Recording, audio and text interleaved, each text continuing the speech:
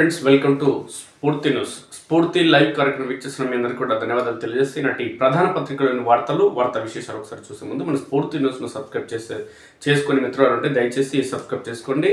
అదేవిధంగా మీ ప్రాంతానికి సంబంధించిన సమస్యలు ఉంటే 8919793547 నెంబర్కి వాట్సాప్ లేదంటే సామాన్య కాల్ ద్వారా సమాచారం ఇస్తే మన స్ఫూర్తి న్యూస్లో ప్రతి వార్త ప్రసారం చేద్దాం మిత్రులారా.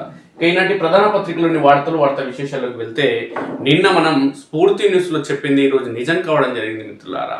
రాజ్యసభ సభ్యుడిగా ఎంపిక చేసే క్రమంలో కాంగ్రెస్ పార్టీ అభ్యర్థులుగా ఒకరిని దేశంలోని ప్రముఖ న్యాయవాది అభిషేక్ సింఘ్విని ఎంపిక చేస్తే, మరో అభ్యర్థిని ఎంపిక చేసే క్రమంలో కాంగ్రెస్ పార్టీకి సంబంధించి 1/2 డజన్కు పైగా అభ్యర్థులు పోటీ పడుతున్నారనే కోణంలో ఒక చర్చ అనేది గత వారం 10 రోజుల నుంచి కాంగ్రెస్ పార్టీలో తెలంగాణ రాష్ట్ర వ్యాప్తంగా జోరుగా కొనసాగింది. అయితే మన స్ఫూర్తి న్యూస్ లో స్పష్టంగా చెప్పడం జరిగింది, వేం నరేందర్ రెడ్డికి ఖచ్చితంగా రాజ్యసభ అభ్యర్థిగానికి ఆయనకి అవకాశం లభిస్తుంది, ఆయననే రేపు నామినేషన్ వేయడం జరుగుతుందని మనం స్పష్టం చేయడం జరిగింది. అది నిజం కావడం జరిగింది. దీనికి ప్రధాన కారణం కాంగ్రెస్ పార్టీ పైన రేవంత్ రెడ్డి సాధించినటువంటి పట్టు, అదేవిధంగా కాంగ్రెస్ పార్టీ అధినాయకత్వమైనటువంటి కాంగ్రెస్ పార్టీ ఢిల్లీ రాజకీయాల్లో కేసీ వేణుగోపాల్ క్రియాశీలక పాత్ర పోషిస్తున్న ఈ నేపథ్యంలోనే కేసీ వేణుగోపాల్తో అత్యంత సాన్నిహిత్యం ఉన్నటువంటి రేవంత్ రెడ్డి ఎవరు పేరు ప్రతిపాదిస్తే వాళ్ళకే ఈ రాజ్యసభ అభ్యర్థిగా పేరు ఖరారవుతుంది తప్ప వేరే వాళ్ళకి కాదు అనే కోణంలో మనం నిన్న స్ఫూర్తి న్యూస్ లో వార్త ప్రసారం చేయడం జరిగింది. అది ఈరోజు నిజం కావడం జరిగింది. కాంగ్రెస్ పార్టీకి సంబంధించిన జాతీయ అధ్యక్షుడు మల్లికార్జున ఖర్గే వేం నరేందర్ రెడ్డి కాకుండా తన అనుచరుడికి సంబంధించినటువంటి వేరే వ్యక్తికి ప్రతిపాదించిన మల్లికార్జున ఖర్గే, అంటే ఈ పార్టీకి సంబంధించిన జాతీయ అధ్యక్షుడు ఒక రాజ్యసభ ఎంపీని ప్రతిపాదిస్తే కూడా అక్కడ పరిస్థితులు ఆయనకు అనుకూలంగా లేవు, ఆయన్ని ఎవరు పట్టించుకునే దిక్కు లేదు. కానీ రేవంత్ రెడ్డి అతి తక్కువ సమయంలోని కాంగ్రెస్ పార్టీలో అత్యంత పట్టు సాధించిన నేపథ్యంలో వేం నరేందర్ రెడ్డి తన అనుచరుడు, అత్యంత సన్నిహితుడు, చాలా ఏళ్లుగా మిత్రుడైనటువంటి వేం నరేందర్ రెడ్డి మాజీ ఎమ్మెల్యే అయిన టీడీపీ పార్టీలో క్రియాశీలక పాత్ర పోషించడం జరిగింది.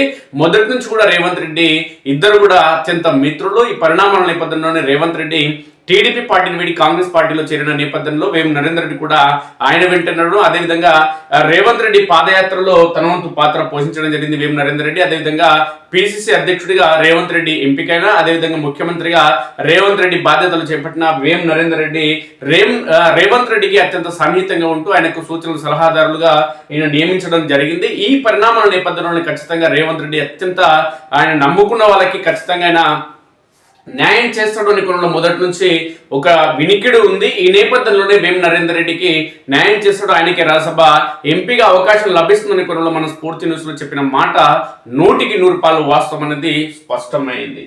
అయితే పాపం కాంగ్రెస్ పార్టీకి సంబంధించి కల్లకుర్తికి సంబంధించిన నాయకుడు ఉంటాడు, ఆయన రాజ్యసభ అభ్యర్థుల ఎంపికకు సంబంధించిన పోటీలో కూడా పాపం ఆయన పేరు వస్తుంది. ఇంకా ప్రభుత్వానికి సంబంధించి లేదంటే పార్టీకి సంబంధించిన ఏదైనా పదవులు వచ్చినప్పుడు కూడా ఆయన పేరు వస్తుంది. అసలు ఆయన పేరు ఉండకుండా ఏది కూడా ఒక లిస్ట్ అనేది రెడీ కాదు, కానీ పాపం ఆయనకి ఏది కూడా వస్తలేదు ఇంకా. అయితే ఈ వార్తని సంబంధించి ఒకసారి చూద్దాం. అభిషేక్ మను సింఘ్వి, అదేవిధంగా వేం నరేందర్ రెడ్డి రాజ్యసభ అభ్యర్థులుగా ఎంపిక చేసిన కాంగ్రెస్ పార్టీ అధిష్టానం నేడు నామినేషన్లు. తెలంగాణ నుంచి రాజ్యసభకు 2వ అభ్యర్థిగా సీఎం సలహాదారు వేం నరేందర్ రెడ్డిని కాంగ్రెస్ అధిష్టానం ఖరారు చేసినట్టు తెలిసింది. ఒక స్థానానికి సిట్టింగ్ ఎంపీ అభిషేక్ మను సింఘ్వి పేరును ఎంపిక చేయగా ఆయన బుధవారం సాయంత్రమే హైదరాబాద్ వచ్చారు. 2వ స్థానానికి అభ్యర్థి ఎవరిని దానిపై రాత్రి వరకు చర్చలు సంప్రదింపుల తర్వాతే వేం నరేందర్ రెడ్డి పేరును ఖరారు చేసినట్టు సమాచారం. ఈయనకు రాజ్యసభ అభ్యర్థిత్వం ఖరారు చేయాలని ముఖ్యమంత్రి రేవంత్ రెడ్డి గట్టిగా కోరడం, అందరితో సాన్నిహిత సంబంధాలుండే నరేందర్ రెడ్డి పేరుపై ఎవరి నుంచి అభ్యంతరాలు వ్యక్తం కాకపోవడంతో అధిష్టానం కూడా చివరికి సీఎం మాటకి ప్రాధాన్యం ఇచ్చినట్లు స్పష్టమవుతుంది. బుధవారం రాత్రి 11 గంటల వరకు అధికారికంగా కాంగ్రెస్ అభ్యర్థుల జాబితా విడుదల చేయలేదు. నామినేషన్ల దాఖలకు గురువారం గడువు ముగియనుంది. ఒకవేళ బారాస తన అభ్యర్థిని రంగంలోకి దించితే 2వ స్థానానికి పోటీ అనివార్యం అవుతుంది. బుధవారం రాత్రి వరకు ఆ పార్టీ విషయంలో ఒక నిర్ణయానికి రాలేదని సమాచారం. బారాస పోటీలో లేకుంటే 2 స్థానాలను కాంగ్రెస్ ఏకగ్రీవంగా దక్కించుకుంటుంది. మొదటి స్థానానికి అభిషేక్ మను సింఘ్వి ఎన్నికకు ఎలాంటి సమస్య అనేది లేదు. దీనికి కారణం ఏంటంటే సంపూర్ణమైనటువంటి బలం, మెజార్టీ అనేది ఉంది. ఒకవేళ వేం నరేందర్ రెడ్డి కనుక పోటీ వచ్చినా కూడా కాంగ్రెస్ పార్టీ వ్యూహాత్మకంగా వ్యవహరిస్తుంది. రేవంత్ రెడ్డికి తెలుసు కాబట్టి ఎట్లా వేయాలి ఇంకా అనేది ఆయన ఖచ్చితంగా వేం నరేందర్ రెడ్డిని ఖచ్చితంగా గెలిపించుకుని తీరడం జరుగుతుంది. ఇక రెండో స్థానానికి అవసరమైన మెజార్టీ కాంగ్రెస్ కు లేదు, ఎంఐఎం పై ఆధారపడాల్సి ఉంటుంది. ఎంఐఎం ఆలపాటి కాబట్టి అది ఖచ్చితంగా ఇస్తుంది. బారాస పోటీలో ఉంటేనే రెండో స్థానాన్ని దక్కించుకోవడానికి ఇతరుల మద్దతు కూడగట్టాల్సి ఉంటుంది. పోటీ లేకుంటే ఏకగ్రీవ ఎన్నిక అవుతుంది. రెండో స్థానం కోసం కాంగ్రెస్ లో పలువురు నేతలు తీవ్రంగా పోటీ పడ్డారు. తన సన్నిహితుడు పార్టీకి ప్రభుత్వానికి మధ్య కీలకంగా వ్యవహరిస్తున్న వేం నరేందర్ రెడ్డికి అవకాశం ఇవ్వాలని ముఖ్యమంత్రి మొదటి నుంచి కోరుతూ వస్తున్నారు. గత 2 ఏళ్లలో ప్రభుత్వానికి పార్టీకి మధ్య సమన్వయం చేస్తుండడం, జూబ్లీహిల్స్ ఉప ఎన్నిక, పంచాయతీ పురపాలిక సంఘాల ఎన్నికల్లో క్రియాశీలక పాత్ర పోషించడం తదితర అంశాలను పరిగణలోకి తీసుకుని ఆయనకు అవకాశం ఇవ్వాలని అధిష్టానాన్ని కోరినట్టు తెలిసింది. మరోవైపు ఏఐసీసీ కార్యదర్శిగా ఉంటూ పార్టీ ప్రధాన కార్యదర్శి కేసీ వేణుగోపాల్ కరణిలో బాధ్యతలు చూస్తున్న మాజీ ఎమ్మెల్యే వంశీచంద్ర రెడ్డి పేరును అదేవిధంగా ఈయన పేరు ప్రతి లిస్ట్ లో ఉంటది.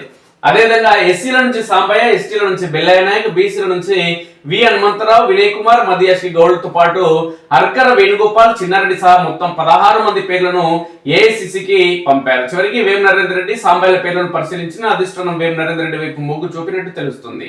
ఏఐసీసీ ప్రధాన కార్యదర్శి కేసీ వేణుగోపాల్ నుంచి నరేందర్ రెడ్డి పేరు వెళ్ళగా అదే పేరును ఖరారు చేస్తూ పార్టీ అధ్యక్షుడు ఖర్గే ఆదేశాలు జారీ చేయాలని నిర్ణయించినట్టు సమాచారం. పాపం ఖర్గే వేరే పేరు అనుకున్నా ఆయన చేతులు ఏముంటది, జస్ట్ అధ్యక్షుడు అని పేరు తప్ప ఏది ఉండదు. ఇక స్నేహబంధం పదవీ యోగం. వేం నరేందర్ రెడ్డి మహబూబాద్ జిల్లా కేసముద్రం మండలం అర్పణపల్లిలో 1960 డిసెంబర్ 26న జన్మించారు. ఇక తల్లిదండ్రులు వెంకటమ్మ, చెన్న కృష్ణారెడ్డి వరంగల్ నగరం సికేఎం కాలేజీలో బిఏ డిగ్రీ చదివారు. తర్వాత ఎంఏ పొలిటికల్ సైన్స్ కూడా చేశారు. మొదటి నుంచి తెలుగుదేశంలో ఉన్న నరేందర్ రెడ్డికి రేవంత్ రెడ్డి కూడా ఆ పార్టీలో చేరాక ఆయనతో సాన్నిహిత్యం ఏర్పడింది. కాంగ్రెస్ ను అధికారంలోకి తెచ్చే ప్రక్రియలో నరేందర్ రెడ్డి నాటి పిసిసి అధ్యక్షుడిగా రేవంత్ రెడ్డి వెన్నంటే ఉన్నారు. ఇక ఈయనకి భార్య విజయలక్ష్మి, కుమారులు కృష్ణ భార్గవ్, కృష్ణ కీర్తన్ ఉన్నారు. రాజకీయ ప్రస్థానం ఒకసారి చూస్తే సోదరుడు వేం పురుషోత్తం రెడ్డితో కలిసి 1982లో తెలుగుదేశం పార్టీలో చేరారు. ఇక తెలుగు రైతు రాష్ట్ర సహాయక కార్యదర్శి, తెలుగుదేశం పార్టీ ప్రధాన కార్యదర్శిగా పనిచేశారు. 2001లో నల్లబెల్లి జెడ్పీటీసీ సభ్యుడిగా పోటీ చేసి ఓడిపోయారు. తెలుగుదేశం తరపున 2004లో మహబూబాబాద్ అసెంబ్లీ నియోజకవర్గం నుంచి ఎమ్మెల్యేగా గెలిచి శాసనసభలో అడుగుపెట్టారు. 2010 ఉప ఎన్నికల్లో వరంగల్ పశ్చిమ నియోజకవర్గం నుంచి పోటీ చేసి ఓడిపోయారు. 2015లో ఎమ్మెల్సీ ఎన్నికల్లో తెలుగుదేశం పార్టీ అభ్యర్థిగా పోటీ చేసి ఓటమి పాలయ్యారు. 2017లో రేవంత్ రెడ్డితో కలిసి తెలుగుదేశం పార్టీని వీడి కాంగ్రెస్ లో చేరారు. 2021లో తెలంగాణ పిసిసి ఉపాధ్యక్షుడిగా నియమితులయ్యారు. 2024 జనవరిలో సీఎం రేవంత్ రెడ్డికి ముఖ్య సలహాదారుగా కేబినెట్ హోదాతో రాష్ట్ర ప్రభుత్వం నియమించింది.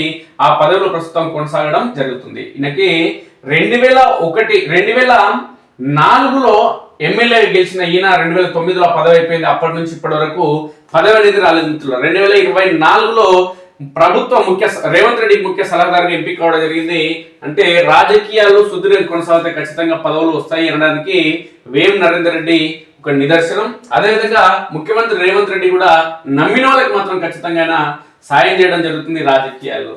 ఇక అంతర్జాతీయ అంశాలకు సంబంధించిన వార్తలు ఒకసారి చూస్తే ఇరాన్ యుద్ధ నౌకపై దాడి, హిందూ మహాసముద్రంలో ముంచేసిన అమెరికా, నౌకలో 180 మంది సిబ్బంది, 32 మందిని రక్షించిన శ్రీలంక, 87 మృతదేహాల వెలికితీత, మిగిలిన వారి గల్లంతో విశాఖ నుంచి వెళ్తున్న ఐరిస్ దేనా నౌక, యుద్ధ విధ్వంసం, ఇరాన్ నాయకత్వం, భద్రతా బలగాల లక్ష్యంగా అమెరికా ఇజ్రాయెల్ దాడులు. ఆ దేశ సైనిక ప్రధాన కేంద్రంపై 250 బాంబులు, ఇజ్రాయెల్ అమెరికా స్థావరాలపై ఇరాన్ డ్రోన్లు, క్షిపణులు, చమురు శుద్ధి కేంద్రంపై మళ్లీ దాడి, ఇరాన్ సుప్రీం నేతగా ముజ్తబా, ఆయనను చంపేస్తామన్న ఇజ్రాయెల్, ఇరాన్ లో 1045కు చేరిన మృతులు. 1-2 రోజుల్లో భారీ లొంగుబాటు, జాబితాలో 100 మందికి పైగా మావోయిస్టులు, జనజీవన స్రవంతిలోకి పిఎల్జిఏ క్యాడర్, అగ్రనేతల అంగరక్షకులు. మరింత మంది ఐపీఎస్లు కావాలి, ప్రస్తుతం 83 మంది ఉన్నారు, 105 మందికి పెంచండి, వెనుకబడిన ప్రాంతాల అభివృద్ధికి సహకరించండి, కేంద్ర హోంమంత్రి అమిత్ షాకు సీఎం రేవంత్ రెడ్డి. వదిలేస్తారు, వలవేస్తారు, ప్రజా అవసరాల స్థలాలు అన్యాక్రాంతం, నగర పురపాలికల్లో అడ్డదారుల్లో విక్రయాలు. ఇక నిజామాబాద్, మహబూబ్ నగర్, సూర్యాపేట, ఇక ఈటీవీ ఆదిలాబాద్, ఈనాడు డిజిటల్ అక్కడికి సంబంధించిన వార్తలు వచ్చినాయి. భవిష్య నిధి కనీస నిల్వ 25%, కొత్తగా ఈపీఎస్ 2026 పథకాలు అమలుకు త్వరలోనే గెజెట్ నోటిఫికేషన్ అంటూ ఒక వార్త వచ్చింది. ఇక వాట్సాప్ నుంచి 10వ తరగతి హాల్ టికెట్లు వెబ్సైట్ నుంచి పొందవచ్చు. పేదల ఇళ్లలో సౌరకాంతులు, 20 లక్షల ఇళ్లపై ఉచితంగా సౌర పలకల ఏర్పాటు, 24,000 కోట్లతో అమలుకు ప్రతిపాదనలు, పీఎం సూర్యఘర్ కింద సగం రాయితీకి కేంద్రానికి రాష్ట్ర ప్రభుత్వం విన్నతి. దేశంలోని తొలి భారీ పథకం. పేదల ఇళ్లన్నింటిపై సౌర విద్యుత్ ఏర్పాటుకు రాష్ట్ర ప్రభుత్వం కసరత్తు చేస్తుంది. మొదటి దశలో 20 లక్షల ఇళ్లపై వచ్చే డిసెంబర్ ఆఖరు కల్లా 24,000 కోట్లతో సౌర ఫలకాల ఏర్పాటుకు లక్ష్యం పెట్టుకుంది. 2 ఏళ్లలో పేదల ఇళ్లన్నింటికి విస్తరించాలని యోచిస్తుంది. ఇది విజయవంతమైతే రాష్ట్ర ప్రభుత్వమే పూర్తి వ్యయాన్ని భరిస్తూ పేదల నుంచి పైసా తీసుకోకుండా రూఫ్ టాప్ సోలార్ పథకం అమలు చేయడం దేశంలో తొలిసారి అవుతుంది. కాగా మొత్తం 24,000 కోట్ల వ్యయంలో 12,000 కోట్లు రాయితీగా పీఎం సూర్యఘర్ పథకం కింద ఇవ్వాలని రాష్ట్ర ప్రభుత్వం కేంద్రాన్ని కోరింది. మేరకు సాంకేతిక సమస్యలను అధిగమించి సహకరించాలని విన్నవించింది. ఈ ప్రతిపాదనపై కేంద్రం నూతన పునరుద్ధరణీయ ఇంధన వనరులకు సంబంధించినటువంటి అనేక కీలక అంశాలకు సంబంధించి రాష్ట్ర ప్రభుత్వం ఇచ్చినటువంటి సూచన సలహాల నేపథ్యంలో కేంద్రం కనుక ఒప్పుకొని రాష్ట్ర ప్రభుత్వానికి కనుక ఇది సహకరిస్తే ఇక మంత్రిత్వ శాఖకు సంబంధించి తాజాగా సానుకూలంగా స్పందించినట్టు తెలుస్తుంది. పీఎం సూర్యఘర్ కింద దేశంలో 1 కోటి ఇళ్లపై సౌర ఫలకాల ఏర్పాటుకు ఎంఎన్ఆర్ఈ రాయితీ ఇస్తుంది. ప్రజలెవరైనా ఇంటిపై సౌర విద్యుత్ ఏర్పాటు చేసుకుంటే 1 కిలోవాట్ కు 30,000, 2 కిలోవాట్లు అయితే 60,000, గరిష్టంగా 3 కిలోవాట్లకు 75,000 చొప్పున రాయితీను ఆ ఇంటి యజమాని బ్యాంకు ఖాతాలో జమ చేస్తుంది. ఈ నిబంధన అవరోధంగా మారినట్లు ఎంఎన్ఆర్ఈకి రాష్ట్ర ఇంధన శాఖ తెలిపింది. రాష్ట్రంలో ప్రైవేట్ సోలార్ కంపెనీలతో పేదలకు చెందిన 20 లక్షల ఇళ్లపై సౌర విద్యుత్ ఏర్పాటు చేయిస్తామని, ప్రజలకు ఇచ్చే రాయితీని ఆ కంపెనీల బ్యాంకు ఖాతాలకు పంపాలని రాష్ట్ర ప్రభుత్వం కోరింది. ఇప్పటికే కొన్ని గ్రామాల్లో ప్రయోగాత్మకంగా 40,000 ఇళ్లపై ఇలా కంపెనీలతో సోలార్ ఏర్పాటు చేస్తున్నారు. రాయితీని ఆ కంపెనీల ఖాతాలో పంపడానికి అంగీకరించినందున అలాగే 20 లక్షల ఇళ్లకు ఇవ్వాలని తాజాగా రాష్ట్ర ఇంధన శాఖ కోరింది. నెలకు 240 కోట్లు కరెంటు ఉత్పత్తి. ఎంఎన్ఆర్ఈ అనుమతిస్తే 20 లక్షల ఇళ్లపై 2 కిలోవాట్ల చొప్పున సామర్థ్యం ఉన్న సౌర ఫలకాల ఏర్పాటుకు ఒక్కో ఇంటికి సగటున 1.20 లక్షల వ్యయం అవుతుంది. ఇందులో 60,000 చొప్పున అంటే 12,000 కోట్లను రాయితీగా సోలార్ కంపెనీలకు ఎంఎన్ఆర్ఈ ఇవ్వాలి. మిగిలిన 12,000 కోట్లను రుణాలుగా సేకరించి పథకానికి ఖర్చు చేయాలని ప్రతిపాదనలు ఉన్నాయి. ఒక్కో ఇంటిలో రోజుకు 8 యూనిట్ల చొప్పున మొత్తం 20 లక్షల ఇళ్ల నుంచి 1.60 కోట్ల యూనిట్ కరెంటు ఉత్పత్తి అయ్యి విద్యుత్ గ్రిడ్ కు సరఫరా అవుతుంది. ఒక యూనిట్ కు సగటున 5 చొప్పున చెల్లించి ప్రస్తుతం డిస్కంలు కొంటున్నాయి. ఈ లెక్కన రోజుకు 8 కోట్ల కరెంటు ఉచితంగా ఈ ఇళ్ల నుంచి గ్రిడ్ కు రావడంతో నెలకు 240 కోట్ల కొనుగోలు భారం డిస్కంలకు తగ్గుతుంది. ఇక ప్రస్తుతం గృహజ్యోతి పథకం 20 లక్షల ఇళ్లకు నెలకు 200 యూనిట్ల కరెంటును ప్రభుత్వం ఉచితంగా ఇచ్చి బిల్లుల కింద నెలకు 100 కోట్లను నెల నెల డిస్కంలకు చెల్లిస్తుంది. సౌర ఫలకాల ఏర్పాటుతో ఈ 100 కోట్ల ఆర్థిక భారం తప్పడమే కాకుండా మరో 140 కోట్లు చొప్పున ప్రభుత్వానికి మిగులుతుందని అంచనా వేయడం జరుగుతుంది. ఈ విషయంలో ఇలాంటి విషయంలో కేంద్ర ప్రభుత్వంతో ఈ ముఖ్యమంత్రి రేవంత్ రెడ్డి వ్యవహార తీరు ఏదైతే ఉందో కేసీఆర్ కంటే 100% చాలా అద్భుతంగా ఉంది మిత్రులారా. గతంలో కేసీఆర్ ముఖ్యమంత్రి ఉన్నప్పుడేమో నరేంద్ర మోడీని గద్దె దించుతా, ఆయన సంగతి చూస్తా అని పండ్లు కొర్రలు అవేది ఏది పడితే అవి బిగ్గర విసుకుంటాడు. కానీ రేవంత్ రెడ్డి మాత్రం అట్లా చేస్తలేడు. ఈయన కాంగ్రెస్ పార్టీ అయినా బీజేపీ పార్టీ కేంద్రంలో ఉన్న రాష్ట్రానికి రావాల్సినటువంటి ప్రజలకు రావాల్సినటువంటి నిధులు ఏవైతే ఉన్నాయో నిధుల కోసం నిరంతరం కేంద్ర మంత్రులు కావచ్చు, ప్రధాన మంత్రి మోడీని కావచ్చు కలవడం జరుగుతుంది. ఆయన రాజ్యసభకు నితీష్ నేడు నితిన్ నవీన్ తో పాటు నామినేషన్. సీఎం పదవికి త్వరలో రాజీనామా.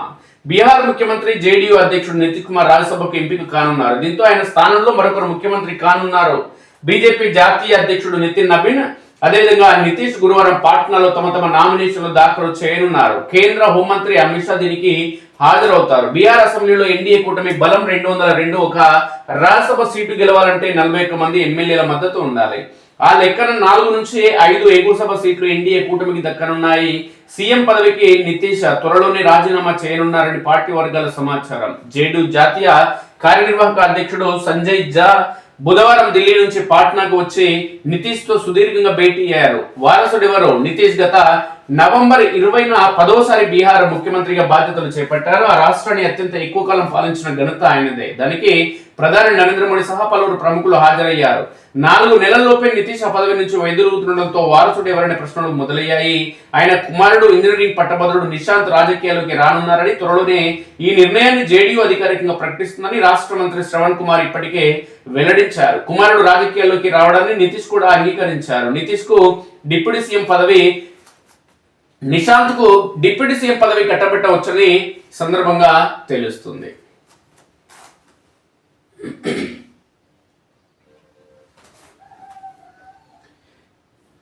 ఇక లొంగుబాటులో గణపతి ఆ దిశగా చర్చలు జరుపుతున్న తెలంగాణ పోలీసులు గణపతి సరెండర్ తో ఆపరేషన్ కగార్ ముగించే యోచనలో కేంద్ర హోంమంత్రి అమిత్ షాతో సీఎం రేవంత్ రెడ్డి కీలక భేటీ, దేవ్జీ సహా మావోయిస్టుల లొంగుబాటు పునరావాసంపై ఆయన చర్చ, అదనపు ఐపీఎస్లు కావాలంటూ ఇంకొక వార్త. ఇక ఫైనల్ కు న్యూజిలాండ్, సౌత్ ఆఫ్రికాకు న్యూజిలాండ్ షాక్ ఇచ్చింది. తొలి సెమీస్ లో 9 వికెట్ల తేడాతో చిత్తుగా ఓడించి ఫైనల్ కు చేరింది. New Zealand opener Finn Allen 33 balls లో సెంచరీ బాది T20 వరల్డ్ కప్ లో ఫాస్టెస్ట్ సెంచరీ నమోదు చేశాడు. తొలుత సఫారీ టీం 20 ఓవర్లలో 169 రన్స్ చేసింది, 8 వికెట్లు కోల్పోయి. న్యూజిలాండ్ 12.5 ఓవర్లలోనే 173 రన్స్ చేసి గెలిచింది. ఇక నేడు ఇంగ్లాండ్ తో team India semis fight. T20 world cup లో భాగంగా గురువారం జరగనున్న రెండో సెమీఫైనల్లో ఇంగ్లాండ్ తో ఇండియా అమీతుమీ తేల్చుకోనుంది. గత 2 వరల్డ్ కప్ సెమీఫైనల్స్ లోనూ ఈ రెండు జట్లే తలపడగా ముచ్చటగా 3సారి క్లాసిక్ పోరు రిపీట్ అవుతుంది. రూపాయి ఆల్ టైమ్ లో, స్టాక్ మార్కెట్ కాదు రూపాయి కూడా వరుస సెషన్లు క్షీణిస్తుంది. డాలర్ తో మొదటిసారిగా 92 లెవెల్ను దాటి బుధవారం ఆల్ టైమ్ లోనే నమోదు చేసింది. 56 పైసలు బలహీనపడి 92.05 వద్ద ముగిసింది. ఇంట్రాడేలో 92.35 వరకు కూడా జారింది. ఇక పూటకు ఐఏఎస్ ఐపీఎస్ లను మార్చడం ఏంది, రేవంత్ కు పాలనపై పట్టు రావట్లేదంటూ హరీష్ రావు పేర్కొంటున్నాడు. సగటున 6 నుంచి 8 నెలలకోసారి హెచ్ఓడీలను మారుస్తున్నారు. పెట్టమన్న చోట సంతకాలు పెట్టనందుకే అధికారుల బదిలీలు. కలెక్టర్లను ఒక జిల్లాలో కనీసం 2 నెలలు ఉంచాలి, అప్పుడే పట్టు వస్తుంది. నియో పోలీస్ రేవంత్ మేనల్లుడు అనుచరులకు అక్రమ మైనింగ్ అనుమతులు, మొబైల్ క్రషర్ కు అనుమతిస్తే ఫిక్స్డ్ క్రషర్ పెట్టారని ఆరోపణ. మండలి బిడ్డింగ్ ఇక కొత్తగా పూర్తయిన రెనోవేషన్ పనులు 8న ప్రారంభించనున్న సీఎం. బడ్జెట్ సమావేశాలు అందులోనే కౌన్సిల్ చైర్మన్ గుత్తా 30 కోట్లతో ఏడాదిన్నరలో కొత్త రూపు. అసెంబ్లీలో తెలంగాణ తల్లి విగ్రహం ఏర్పాటు. వీలైతే ఈ నెల 8న ప్రారంభోత్సవం. ఆదర్శ్ నగర్ లో 9 ఎకరాల్లో కాన్స్టిట్యూషన్ క్లబ్ నిర్మాణం. బడ్జెట్ సెషన్ తర్వాత పార్లమెంట్ తరహాలో సెంట్రల్ హాల్ పనులు ప్రారంభిస్తామని వెల్లడి.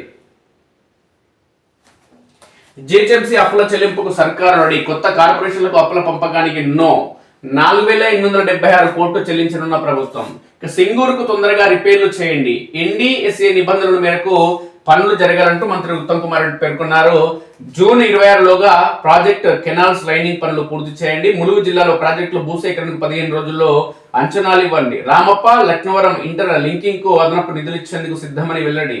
ఉమ్మడి మెదక్ ములుగు జిల్లాల ప్రాజెక్టులపై సెక్రటరియట్ లో మంత్రులతో కలిసి రివ్యూ.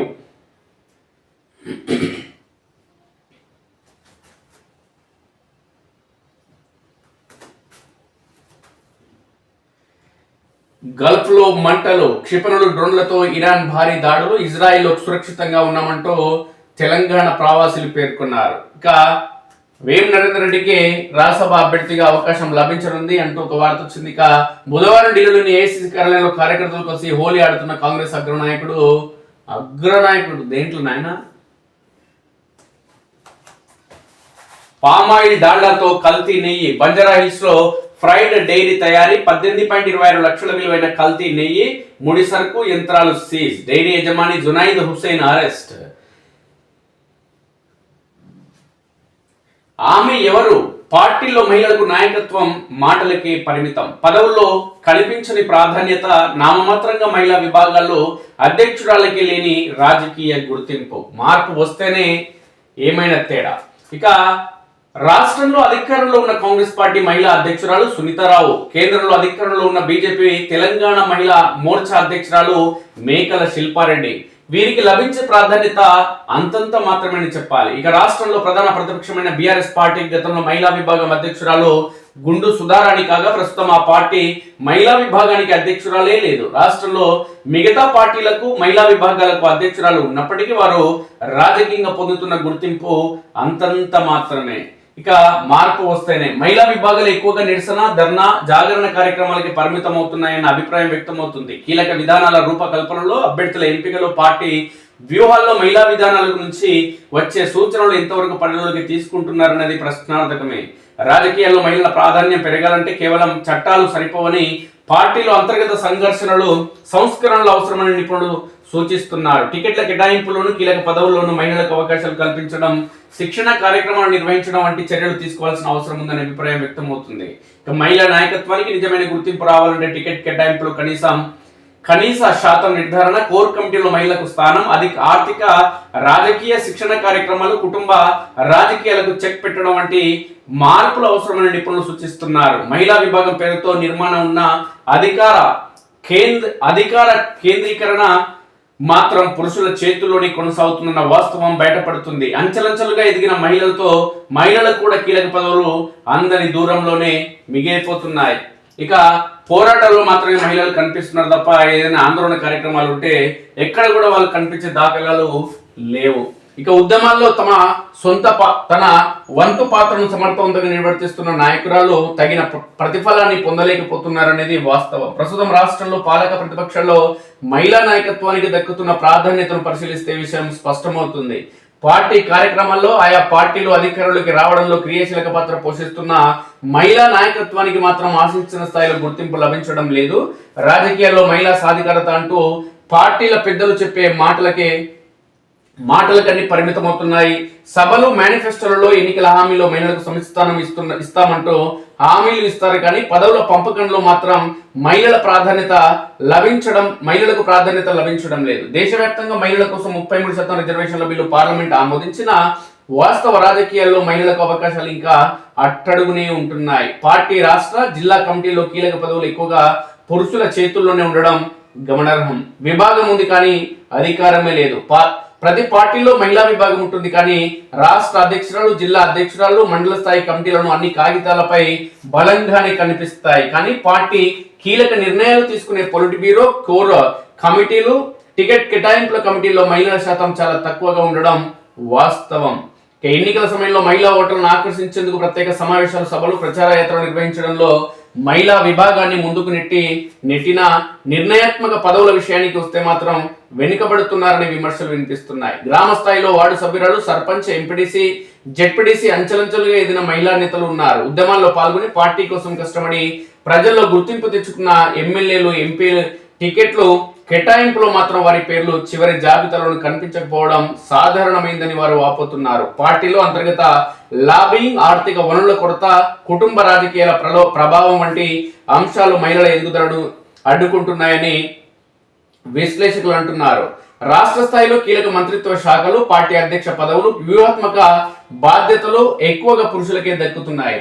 మహిళలకు సాధారణంగా మహిళా సంక్షేమం, సాంకేతిక, సామాజిక సంక్షేమం వంటి శాఖలకి పరిమితం చేస్తున్నారని విమర్శలున్నాయి. ఎన్నికల సమయంలో మాత్రం మహిళా ఓటర్లను ఆకర్షించేందుకు ప్రత్యేక పథకాలు ప్రకటించడం, ఆర్థిక సాయం హామీలు ఇవ్వడం సాధారణంగా మారింది. కానీ నిర్ణయాత్మక స్థానాల్లో మహిళల సంఖ్య పెరగకపోవడం విరుద్ధ సంకేతాలుగా కనిపిస్తుంది. ఇక అన్ని పార్టీల్లోనూ అదే తీరు. తెలంగాణ రాజకీయాల్లో మహిళా సాధికారతపై అన్ని ప్రధాన పార్టీలు గట్టిగా మాట్లాడుతున్నా నిర్మాణాత్మకంగా మహిళలకు ప్రాధాన్యత మాత్రం దక్కడం లేదు. బీజేపీలో మహిళా మోర్చా బలంగా ఉన్నప్పటికీ రాష్ట్ర కోర్ కమిటీ, ఎన్నికల వ్యూహ కమిటీలో మహిళల శాతం తక్కువగా ఉన్నదన్న విమర్శ ఉంది. ఎన్నికల సమయంలో మహిళా అభ్యర్థులకు అవకాశాలు ఇచ్చిన మొత్తం టికెట్లలో వారి శాతం పరిమితంగానే ఉంటుంది. కేంద్ర స్థాయిలో మహిళా మంత్రులు ఉన్న రాష్ట్ర స్థాయిలో కీలక బాధ్యతలు పురుషుల చేతుల్లోనే ఎక్కువగా ఉంటున్నాయి. ప్రచారంలో నారీ శక్తి నినాదం బలంగా వినిపించిన నిర్మాణాత్మక శాతం పెంపు ఇంకా సవాలుగానే ఉంది. కాంగ్రెస్ విభాగం చురుగ్గా ఉన్న తుది నిర్ణయాల్లో మహిళా నాయకత్వం పరిమితమే అన్న అభిప్రాయం ఉంది. సాంప్రదాయబద్ధంగా మహిళలకు కొంతమేర అవకాశాలు ఇచ్చే ప్రయత్నం చేసిన గెలుపు సాధ్యాల లెక్కల్లో మహిళల కంటే సేఫ్ అభ్యర్థులకే ప్రాధాన్యం ఇస్తున్నారన్న విమర్శ ఉంది. జాతీయ స్థాయిలో మహిళా నాయకత్వానికి వేదిక కల్పించిన పార్టీకి గుర్తింపు ఉన్నా రాష్ట్ర స్థాయిలో సమాన ప్రాతినిధ్యం సాధ్యం కాలేదని విశ్లేషణ ఉంది. ఇక బీఆర్ఎస్ లో ఉద్యమ దశలో మహిళల భాగస్వామ్యం గణనీయంగా ఉన్న అధికార దశలో కీలక పదవుల్లో వారి సంఖ్య తగ్గిందనే విమర్శ ఉంది. మహిళలకు కార్పొరేషన్ చైర్మన్లు, నామినేటెడ్ పదవులు ఇచ్చిన నిర్ణయాత్మక మంత్రిత్వ శాఖలు పరిమితంగానే దక్కినట్లు విశ్లేషణలు చెబుతున్నారు. ఇక మహిళా సాధికారతపై అన్ని పార్టీలు నినాదాలు చేస్తున్నప్పటికీ వాస్తవ అధికారం కల్పించడంలో సమానత్వం ఇంకా సాధ్యం కాలేదు. మహిళా విభాగాలు ఉన్న నిర్ణయాత్మక సమయంలో మహిళల ప్రాతినిధ్యం పెరగకపోవడం సాధికారత కేవలం ప్రచార వేదికలకే పరిమితమవుతుందనే అభిప్రాయం బలపడుతుంది. మహిళా సాధికారత నినాదం అనేది మహిళా సాధికారత అనేది కేవలం నినాదమైన నిజమైన అధికార భాగస్వామ్యంగా మారుతుందా అన్న ప్రశ్నలకు రాజకీయ పార్టీలు సమాధానం చెప్పాల్సిన సమయం ఆసన్నమైంది. ఇక మాటల్లోనే మహిళా సాధికారత, రాజకీయ పార్టీలు మహిళా సాధికారతపై గొప్పగా ప్రకటనలు చేస్తుంటాయి, కానీ ఆచరణలో మాత్రం మహిళా విభాగాలు నామమాత్రంగానే మిగిలిపోతున్నాయన్న విమర్శలు రోజు రోజుకు వినిపిస్తున్నాయి. రాష్ట్ర స్థాయిలో మహిళా విభాగానికి అధ్యక్షురాలు ఉన్న పార్టీ కీలక నిర్ణయాలు వారి పాత్ర పరిమితంగానే ఉండడం గమనార్హం. దేశవ్యాప్తంగా మహిళా రిజర్వేషన్ చట్టం ఆమోదం పొందిన తర్వాత మహిళా నాయకత్వంపై ఆశలు పెరిగాయి. అయితే జాతీయ స్థాయిలో అధికారంలో ఉన్న బీజేపీ అయినా, ప్రధాన ప్రతిపక్షంగా ఉన్న కాంగ్రెస్ అయినా, రాష్ట్ర రాజకీయాల్లో కీలక పాత్ర పోషిస్తున్న బీఆర్ఎస్ అయినా మహిళా విభాగాలకు ఇస్తున్న ప్రాధాన్యం పరిమితంగానే ఉందన్న అభిప్రాయం వ్యక్తమవుతుంది. ఇది ముమ్మాటికి వాస్తవం. కేంద్రంలోని మోదీ సర్కార్ మహిళా శక్తి, నారీ శక్తి అంటూ అనేక వేదికల్లో ప్రస్తావించిన రాష్ట్ర స్థాయిలో పార్టీ నిర్మాణాల్లోకి మహిళల ప్రాతినిధ్యం ఆశించిన స్థాయికి చేరలేదనే విమర్శలున్నాయి. కాంగ్రెస్ నాయకుడు రాహుల్ గాంధీ కూడా మహిళా హక్కులపై బహిరంగ సభల్లో గొంతెత్తిన టికెట్ల కేటాయింపులో మాత్రం పెద్దగా మార్పు కనిపించలేదని రాజకీయ విశ్లేషకులు చెబుతున్నారు. తెలంగాణలో అధికార ప్రతిపక్ష పార్టీలన్నింటిలోనూ ఇదే పరిస్థితి కనిపిస్తుంది. మహిళా విభాగాలకు ప్రత్యేక కమిటీలు ఉన్న తుది నిర్ణయాల్లో వారి పాత్ర పరిమితంగానే ఉంటుందన్న భావన వ్యక్తమవుతుంది. మొత్తానికి ఇటు తెలంగాణ రాజకీయాల్లో కానీ లేదంటే జాతీయ రాజకీయాల్లో కానీ మహిళలకు ప్రాధాన్యం, మహిళలకు సంబంధించిన పథకాలు అనేకం తీసుకువస్తున్నప్పటికీ రాజకీయాల్లో మాత్రం మహిళలు ఆశించిన స్థాయిలో రాణించడం లేదు. ఏవైనా రిజర్వేషన్ల మాదిరి కేవలం మహిళలకు మాత్రమే రిజర్వేషన్లు వచ్చినప్పుడు, రాజకీయ పదవులు వచ్చినప్పుడు వాళ్ళు ఒక కౌన్సిలర్ గాను, ఒక సర్పంచ్ గాను, లేదంటే ఒక వార్డు మెంబర్ గాను, ఒక మున్సిపల్ చైర్మన్ గాను బాధ్యతలు చేపట్టడం జరుగుతుంది. ఒక ఎంపీటీసీగా, ఒక జెడ్పీటీసీగా బాధ్యతలు చేపట్టడం జరుగుతుంది. ఇంకా చెప్పాలంటే ఎమ్మెల్యేలుగా బాధ్యతలు చేపట్టినా, ఎంపీలుగా బాధ్యతలు చేపట్టినా, రాజ్యసభ సభ్యులుగా బాధ్యతలు చేపట్టినా, లేదంటే మంత్రులుగా బాధ్యతలు చేపట్టినా, రాష్ట్ర స్థాయిలో ఒక మంత్రి స్థాయికి ఎదిగిన వాళ్ళ భర్తలు లేదంటే వాళ్ళ కొడుకులు, వాళ్ళ మరుదులు మాత్రమే క్రియాశీలక పాత్ర పోషించడం జరుగుతుంది రాజకీయాల్లో. మహిళలు కేవలం పదవులు ఉన్నాయి కాబట్టి అవసరమైన చోట సంతకాలు చేసేందుకు మాత్రమే వాళ్ళని వినియోగించడం జరుగుతుంది. కేవలం అధికారిక సమావేశాలు ఎక్కడైతే నిర్వహించడం జరుగుతుందో, ఉదాహరణకి మున్సిపల్కి సంబంధించినటువంటి మున్సిపల్ చైర్మన్లు ఎక్కడైతే మహిళలకు అవకాశం లభించడం జరిగిందో, మహిళలు మాత్రమే మున్సిపల్ చైర్మన్లుగా బాధ్యతలు చేపట్టడం జరిగిందో, అదేవిధంగా సర్పంచులుగా మహిళలు బాధ్యతలు చేపట్టడం జరిగిందో, కేవలం ఆ రోజు గ్రామ పంచాయతీకి సంబంధించినటువంటి సభ నిర్వహించిన, మున్సిపల్కి సంబంధించినటువంటి సమావేశం నిర్వహించిన ఆ రోజు మాత్రమే మహిళలకు తమ పదవులు ఉన్నాయి కాబట్టి ఆ రోజు సమావేశానికి ఖచ్చితంగా హాజరు కావడం జరుగుతుంది. కానీ ఎన్నికల ప్రక్రియలో భాగంగా, ప్రచారంలో భాగంగా మాత్రమే భర్తల వెనుక భాగంలో కానీ లేదంటే కొడుకుల వెనుక భాగంలో కానీ ఈ మహిళలు అనేది రావడం జరుగుతుంది. వచ్చినటువంటి మహిళలు ఓటర్లకు దండం పెట్టడం, ఓట్లేండి అని అడగడం. కానీ ఈ మారిన రాజకీయాల నేపథ్యంలో డబ్బు పంపిణీ కానీ, మద్యం పంపిణీ కానీ, రాజకీయాలకు సంబంధించినటువంటి ప్రత్యర్థులు కానీ లేదంటే పార్టీలో ఉన్నటువంటి నాయకులు కానీ లేదంటే యువజన సంఘాలు కానీ వీళ్ళందరితో మాట్లాడి క్రియాశీలక పాత్ర పోషించేది మహిళలకు సంబంధించిన కుటుంబ సభ్యులే. అంటే వీళ్ళకి ఎక్కడ కూడా పార్టీలో కానీ సమాజంలో కానీ పట్టు అనేదే వస్తలేదు. అసలు వీళ్ళు ఇంటి నుంచి బయటికి వచ్చి ఈ సమాజంతో మాట్లాడే పరిస్థితులు లేనే లేవు. అంటే వీళ్ళకు పదవులు వచ్చినాయి కాబట్టి, అది కూడా మహిళా రిజర్వేషన్ల వల్ల లేదంటే కుల రిజర్వేషన్ల వల్ల అవకాశాలు వచ్చినాయి, పదవులు వచ్చినాయి కాబట్టి ఆ సభలు సమావేశాలు నిర్వహించినప్పుడు, ఆ పార్టీ కార్యక్రమాలు నిర్వహించినప్పుడు తప్పని పరిస్థితుల్లో పదవులు ఉన్నాయి కాబట్టి వచ్చి వాళ్ళు సభ సమావేశాల్లో కుర్చీల పైన కూర్చుంటున్నారు. కానీ ఈ రాజకీయాల్లోకి ప్రవేశించిన తర్వాత, పదవులు వచ్చిన తర్వాత మళ్ళీ వాళ్ళు కనీసం రాజకీయం పైన అవగాహన పెంపొందించుకోవాలి, సబ్జెక్టు పైన అవగాహన పెంపొందించుకోవాలనే ఆతృత కూడా మహిళల్లో చాలా మందిలో లేకుండా పోతుంది. వాస్తవంగా చెప్పాలంటే దీనికి ప్రధాన కారణం ఏంటి అంటే, వీళ్ళు రాజకీయం చేసేది వీళ్ళకు పదవి ఉన్నన్ని ఈ 5 సంవత్సరాలు మాత్రమే రాజకీయాలు, సుదీర్ఘమైన రాజకీయాలు లేదంటే భవిష్యత్ కార్యాచరణ అనేది వీళ్ళకి ఏది లేదు కాబట్టి మళ్ళీ రాజకీయాల్లో భవిష్యత్తులో అవకాశం వస్తుందనే ఆశ వీళ్ళకు ఉండదు. కాబట్టి వీళ్ళు రాజకీయంగా పదవులు వచ్చినప్పటికీ కూడా సమాజం పైన, సబ్జెక్ట్ పైన అవగాహన పెంపొందించుకునేందుకు ఉత్సాహం చూపించడం లేదన్నది సుస్పష్టం. ఈ పరిణామాల నేపథ్యంలోనే ఓట్లేసి గెలిపించినటువంటి ప్రజలను ఎన్నడూ కూడా కలిసే పరిస్థితి మహిళలకు లభించడం లేదు. దీని కారణం కారణం ఏంటంటే వాళ్ళ భర్తలో, లేదంటే వాళ్ళ కొడుకులో, వాళ్ళ మరుదులో, లేదంటే వాళ్ళ బావలో వీళ్ళే ప్రజల వద్దకు వెళ్ళడం జరుగుతుంది, వీళ్ళే ప్రజాప్రతినిధులుగా చెలామణి కావడం జరుగుతుంది, వీళ్ళే మున్సిపల్ చైర్మన్లుగా, వీళ్ళే సర్పంచులుగా చెలామణి కావడం జరుగుతుంది. మహిళలు కేవలం సభలు సమావేశాలు నిర్వహించినప్పుడు, లేదంటే గెలిచిన తర్వాత సన్మానం చేసే సన్మాన కార్యక్రమాల వద్దకు రావడం జరుగుతుంది తప్ప, లేదంటే ఎమ్మెల్యేలో, ఎంపీలో, లేదంటే ఆయా పార్టీలకు సంబంధించిన ముఖ్య నేతలు వచ్చినప్పుడు వీళ్ళు కనిపించడం జరుగుతుంది తప్ప, లేదంటే వాళ్ళ ఇంటికే పరిమితం కావడం జరుగుతుంది. ఇది భవిష్యత్ తరాలకు కానీ ఈ సమాజానికి కానీ చాలా ప్రమాదాన్ని చేకూరుస్తుంది మిత్రులారా. ఎందుకంటే ఒక తల్లి, ఒక అక్క, ఒక అమ్మ ఎవరైనా సరే ఒక ఇంట్లో క్రియాశీలక పాత్ర పోషించడం జరుగుతుంది కాబట్టి ఆ ఇల్లు మొత్తం సమర్థవంతంగా ఆమె నెట్టుకు రావడం జరుగుతుంది. వచ్చేటటువంటి ఆర్థిక వనరులు ఏవైతే ఉన్నాయో ఒక ఇంటికి, ఆ వచ్చేటటువంటి ఆర్థిక వనరులను విడివిడిగా చేస్తూ ఎంత ఖర్చులకు కావాలి, ఎంత దాచేందుకు కావాలి, భవిష్యత్తు కోసం ఎంత పిల్లల ఖర్చులకు కావాలి అనే కోణంలో మొత్తం విడివిడిగా చేసి కుటుంబాన్ని మొత్తం విజయవంతంగా నడిపించేటటువంటి ఒక తల్లి, ఒక చెల్లి ఈ రాజకీయ పదవులకు వచ్చేసరికి కూడా వాళ్ళు ఖచ్చితంగా నిర్వహించే శక్తి సామర్థ్యాలు వాళ్ళకు ఉన్నప్పటికీ కూడా ఈ పురుషులు ఎవరైతే ఉన్నారో, వాళ్ళ కొడుకులు, వాళ్ళ భర్తలో, వాళ్ళ పిల్లలు ఎవరైతే ఉన్నారో వీళ్ళకి మహిళలకి అవకాశాలు కల్పించడం లేదు. కాబట్టి ఈ పరిణామాల నేపథ్యంలోనే రాజకీయాల్లో మహిళలు రాణించే అవకాశం లేకుండా పోతుంది. ఆయా రాజకీయ పార్టీలకు సంబంధించిన అధ్యక్షులు కానీ పార్టీలు కూడా ఇవన్నీ కూడా కేవలం పురుషులకు మాత్రమే ప్రాధాన్యం ఇవ్వడం జరుగుతుంది. దీనికి కారణం ఏంటంటే మహిళలు రాత్రి వేళల్లో బయటికి రాలేరు, లేదంటే 10 మందిలో ఏదైనా సభ సమావేశం ఉంటే వాళ్ళు మాట్లాడలేరు. అంటే వీళ్ళు ముందే నిర్ణయించడం జరుగుతుంది. మహిళలు చాలా తక్కువ స్థాయిలో ఉన్నారు, అంటే వీళ్ళు ఒక 1000 మందో 1,00,000 మందో ఓ సభ ఉందంటే వీళ్ళు మాట్లాడలేరు, లేదంటే 10 మందికి జనాల్లోకి చొచ్చుకుపోలేరు, లేదంటే సమాజం పైన అవగాహన లేదు, సబ్జెక్ట్ లేదని వాళ్ళ ఇంటి కుటుంబ సభ్యులు వాళ్ళ భర్తల, లేదంటే వాళ్ళ కొడుకుల, వాళ్ళ మరుదుల వీళ్ళు నిర్ణయించడం జరుగుతుంది.